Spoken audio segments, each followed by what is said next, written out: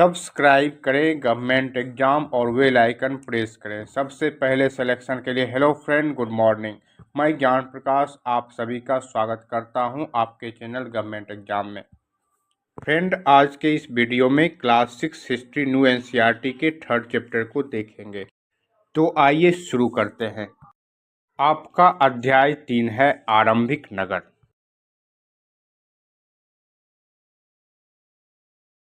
भवन का संरक्षण। जसपाल और हरप्रीत अपने घर के पास की गली में क्रिकेट खेल रहे थे। उन्होंने देखा कि कुछ लोग उस खंडहर घर की तारीफ कर रहे थे जिसे गली के बच्चे भुतहा घर कहा करते थे। एक ने कहा, इसकी वास्तुकला को देखो, क्या आपने कहीं लकड़ी पर इतनी सुंदर नक्काशी देखी है? दूसरी महिला ने कहा, हमें मंत्री जी को पत्र लिखकर कहना चाहिए कि वह इस खूबसूरत घर को सुरक्षित रखने के लिए इसकी मरम्मत कराने की व्यवस्था करें। यह सब सुनकर जसपाल और हरप्रीत सोचने लगे कि इस पुराने खंडहर से लोगों को इतना लगाव क्यों हो सकता है। हड़प्पा की कहानी।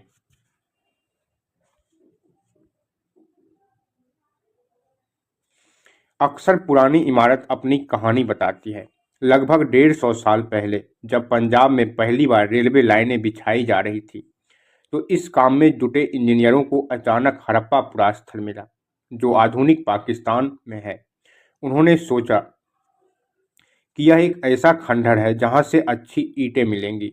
यह सोचकर वे हड़प्पा के खंडहरों से हजारों ईंटें उखाड़ ले गए, जिससे उन्होंने रेलवे लाइनें बिछाई। इससे कई इमारतें पूरी तरह नष्ट हो गई। उसके बाद लगभग 80 साल पहले पुरातत्वविदों ने इस स्थल को ढूंढा और तब पता चला कि यह खंडहर उपमहाद्वीप के सबसे पुराने शहरों में से एक है। क्योंकि इस नगर की खोज सबसे पहले हुई थी, इसीलिए बाद में मिलने वाले इस तरह के सभी पुरास्थलों में जो इमारतें और चीजें मिली, उन्हें हड़प्पा सभ्यता की इमारतें कहा गया। इन शहरों का निर्माण लगभग 4700 साल पहले हुआ था।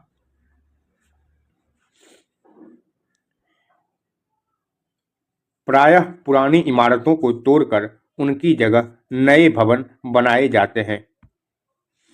क्या तुम्हें लगता है कि पुरानी इमारतों को सुरक्षित रखना चाहिए? इन नगरों की विशेषता क्या थी? इन नगरों में से कई को 2 हिस्से या उससे ज़्यादा हिस्सों में विभाजित किया गया था। प्रायः पश्चिमी भाग छोटा था लेकिन ऊंचाई पर बना था, और पूर्वी हिस्सा बड़ा था लेकिन यह पिछले इलाके में था। ऊंचाई वाले भाग को पुरातत्वविदों ने नगर दुर्ग कहा है और निचले हिस्से को निचला नगर कहा है। दोनों हिस्सों की 4 दीवारियां पकी ईंटों की बनाई जाती हैं। इसकी ईंटों इतनी अच्छी पकी थी कि हजारों साल बाद आज तक उनकी दीवारें खड़ी रही। दीवारें बनाने के लिए ईंटों की चिनाई इस तरह करते थे जिससे कि दीवारें खूब मजबूत रहें। कुछ नगरों के नगर दुर्ग में कुछ खास इमारतें बनाई गई थी। मिसाल के तौर पर मोहनजोदड़ो में खास तालाब बनाया गया था जिसे पुरातत्वविदों ने महान स्नानागार कहा है। इस तालाब को बनाने में ईंट और प्लास्टर का इस्तेमाल किया गया था। इसमें पानी का रिसाव रोकने के लिए प्लास्टर के ऊपर चारकोल की परत चढ़ाई गई थी। इस सरोवर में 2 तरफ से उतरने के लिए सीढ़ियां बनाई गई थी और चारों ओर कमरे बनाए गए थे।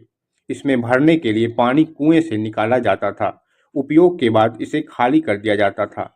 शायद यहाँ विशिष्ट नागरिक विशेष अवसरों पर स्नान किया करते थे।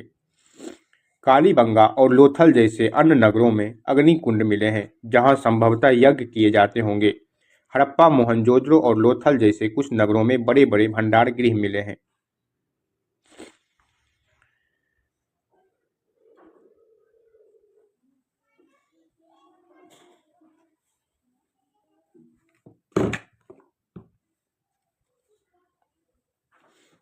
भवन, नाले और सड़कें।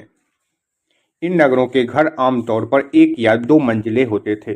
घर के आंगन के चारों ओर कमरे बनाए जाते थे। अधिकांश घरों में एक अलग स्नान घर होता था और कुछ घरों में कुएं भी होते थे।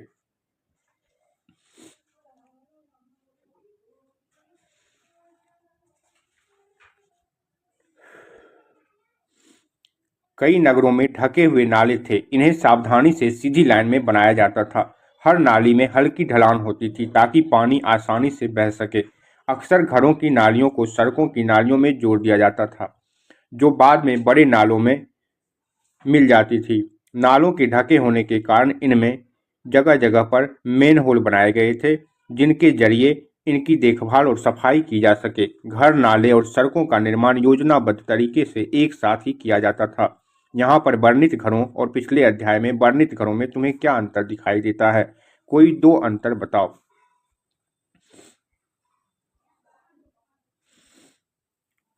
नगरीय जीवन। हड़प्पा के नगरों में बड़ी हलचल रहा करती होगी। यहाँ पर ऐसे लोग रहते होंगे जो नगर की खास इमारतें बनाने की योजना में जुटे रहते थे।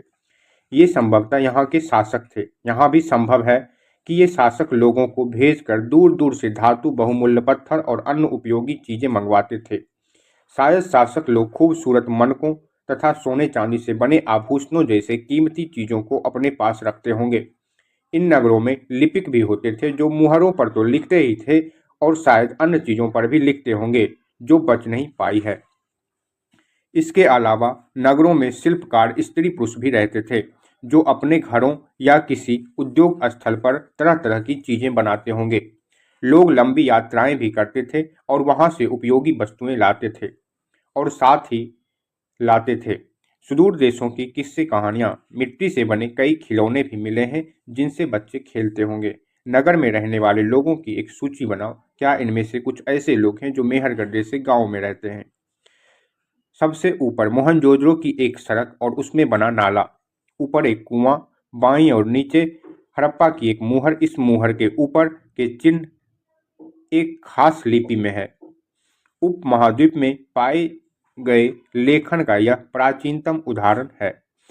विद्वानों ने इसे पढ़ने की कोशिश की है लेकिन अभी तक यह पता नहीं चल पाया है कि इसका अर्थ क्या है। दाईं और नीचे पक्की मिट्टी के खिलौने। नगर और नए शिल्प। आओ अब कुछ ऐसी चीजों के बारे में अध्ययन करें जो हड़प्पा के नगरों में प्राप्त हुई है। पुरातत्वविदों को जो चीजें वहां मिली है उनमें अधिकतर पत्थर, शंख, तांबे, कांसे, सोने और चांदी जैसी धातुओं से बनाई गई थी। तांबे और कांसे से औजार, हथियार, गहने और बर्तन बनाए जाते थे। सोने और चांदी से गहने और बर्तन बनाए जाते थे।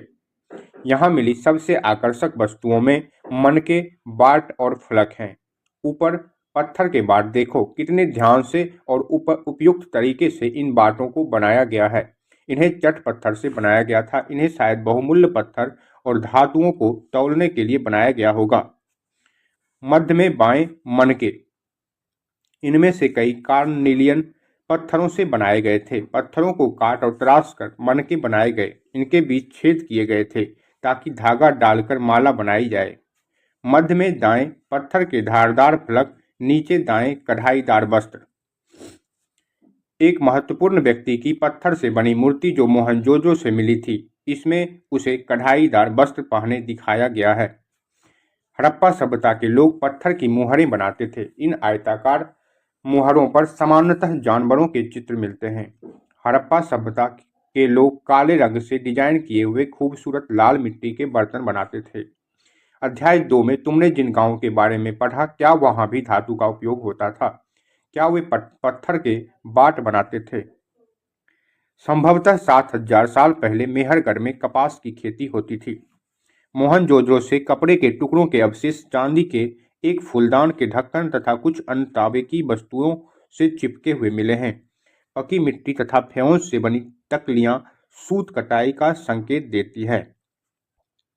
इनमें से अधिकांश वस्तुओं का निर्माण विशेषज्ञों ने किया था। विशेषज्ञ उसे कहते हैं जो किसी खास चीज को बनाने के लिए खास प्रशिक्षण लेता है, जैसे पत्थर तराशना, मनके चमकाना या फिर मुहरों पर पच्चीकारी करना आदि। पृष्ठ 26 पर चित्र देखो कि मूर्ति का चेहरा कितने आकर्षक ढंग से बनाया गया और उसकी दाढ़ी कितनी अच्छी तरह दर्शाई गई है। यह किसी विशेषज्ञ मूर्तिकार का ही काम हो सकता है।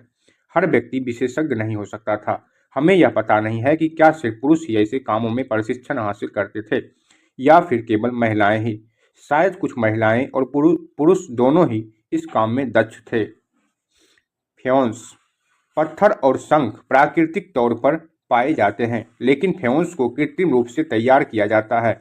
बालू या स्फटिक पत्थरों के चूर्ण को गोंद में मिलाकर उनसे वस्तुएं बनाई जाती थी।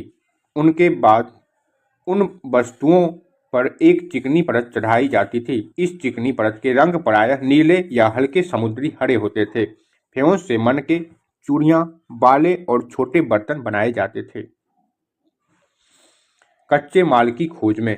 कच्चा माल उन पदार्थों को कहते हैं जो या तो प्राकृतिक रूप से मिलते हैं या फिर किसान या पशुपालक उनका उत्पादन करते हैं। जैसे लकड़ी या धातुओं के अयस्क प्राकृतिक रूप से उपलब्ध कच्चे माल हैं। इनसे फिर कई तरह की चीजें बनाई जाती हैं।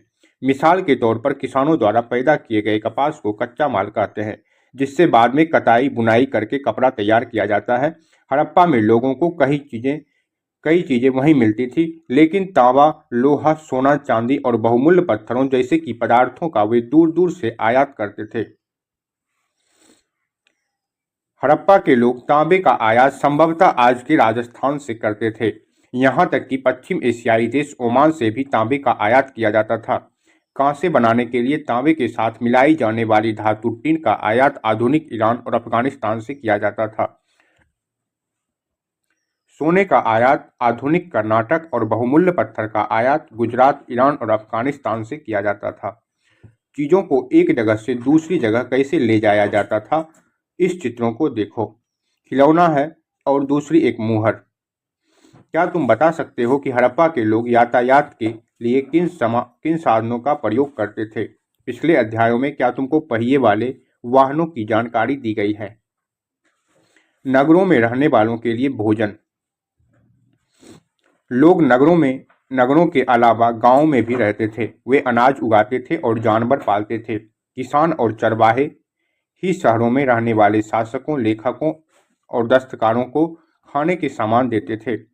पौधों के अवशेषों से पता चलता है कि हड़प्पा के लोग गेहूं, जौ, दालें, मटर, धान, तिल और सरसों उगाते थे। जमीन की जुताई के लिए हल का प्रयोग एक नई बात थी। हड़प्पा काल के हल तो नहीं बच पाए हैं क्योंकि वे प्रायः लकड़ी से बनाए जाते थे, लेकिन हल के आकार के खिलौने मिले हैं। इस क्षेत्र में बारिश कम होती थी, इसलिए सिंचाई के लिए लोगों ने कुछ तरीके अपनाए होंगे। संभवतः पानी का संचय किया जाता होगा और जरूरत पड़ने पर उससे फसलों की सिंचाई की जाती होगी।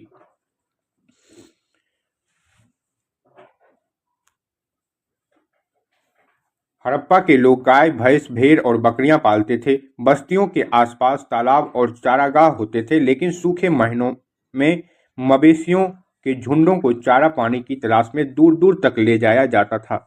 वे बेर जैसे फलों को इकट्ठा करते थे, मछलियां पकड़ते थे और हिरन जैसे जानवरों का शिकार भी करते थे।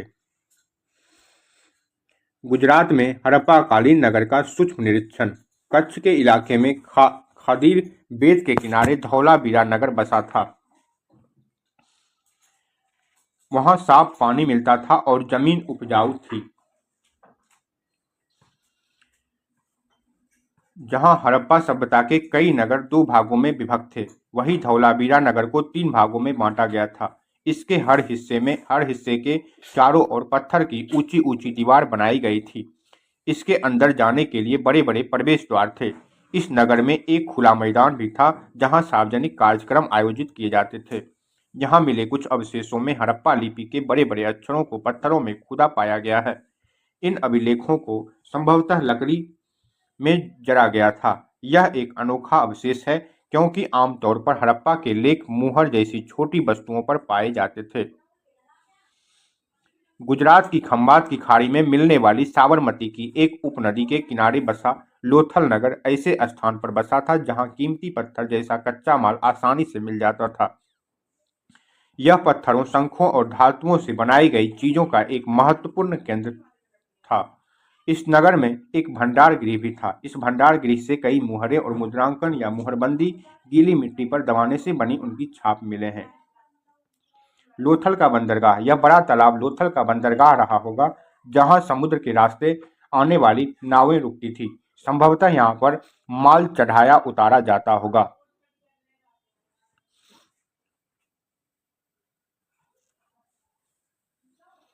यहाँ पर एक इमारत मिली है जहाँ संभवतः मनके बनाने का काम होता था। पत्थर के टुकड़े, अधबने मनके बनाने वाला उपकरण और तैयार मनके भी यहाँ मिले हैं। मुद्रा, मुहर और मुद्रांकन या मुहरबंदी। मुहरों का प्रयोग सामान से भरे उन डिब्बों या थैलों को चिन्हित करने के लिए किया जाता होगा जिन्हें एक जगह से दूसरी जगह भेजा जाता था। थैले को बंद करने के बाद उनके मुहानों पर गीली मिट्टी पोत कर उन पर मुहर लगाई जाती थी। मुहर की छाप को मुहरबंदी कहते हैं। अगर यह छाप टूटी हुई नहीं होती थी तो यह साबित हो जाता था कि सामान के साथ छेड़छाड़ नहीं हुई है। आज भी मुहर का प्रयोग होता है। पता लगाओ कि मुहरों का उपयोग किस लिए किया जाता है। संभव सभ्यता के अंत का रहस्य। लगभग 3900 साल पहले एक बड़ा बदलाव देखने को मिलता है। अचानक लोगों ने इन नगरों को छोड़ दिया। लेखन, मुहर और बाटों का प्रयोग बंद हो गया। दूर दूर से कच्चे माल का आयात काफी कम हो गया। मोहनजोदड़ो में सड़कों पर कचरे के ढेर बनने लगे। जल निकास प्रणाली नष्ट हो गई और सड़कों पर ही झुग्गी नुमा घर बनाए जाने लगे। यह सब क्यों हुआ, कुछ पता नहीं।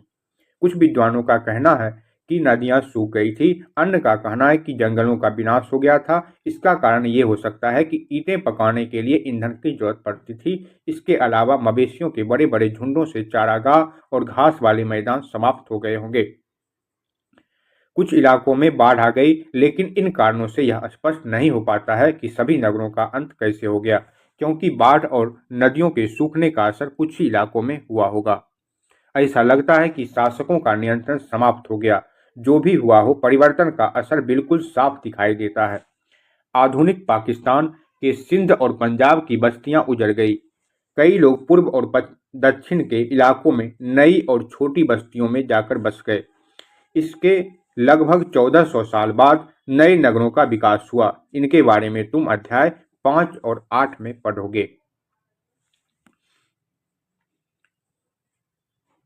कल्पना करो तुम अपने माता पिता के साथ 4000 साल पहले लोथल से मोहनजोदड़ो की यात्रा कर रहे हो।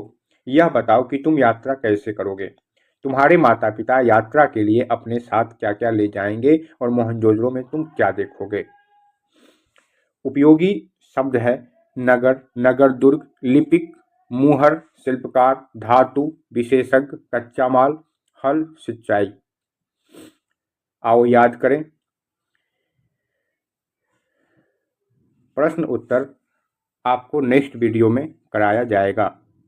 पहले हम लोग चैप्टर बाय चैप्टर पढ़ेंगे।